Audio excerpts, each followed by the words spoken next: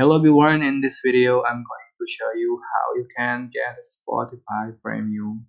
So with Spotify Premium you enjoy full on-demand access to a massive music catalog with none of the restriction, no limit, no ads, no hassle, just music. So how to get the premium? Just click upgrade at the top, or you can click your profile and select upgrade to premium. So you are being directed to spotify.com/premium. So just scroll down and you can see the option here, which is individual, duo, family, and also student. You can select this one as you need.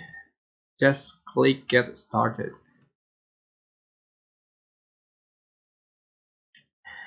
And then you can select the payment method here with credit or debit card or PayPal. So if you select credit or debit card, you have to put the card number, expire date, and a security code, and just click buy now, and your Spotify will be upgraded to premium. So that's how to upgrade to Spotify Premium. I hope this information will helpful for you. Don't forget to click like, comment, share, and also subscribe. Thank you so much for watching.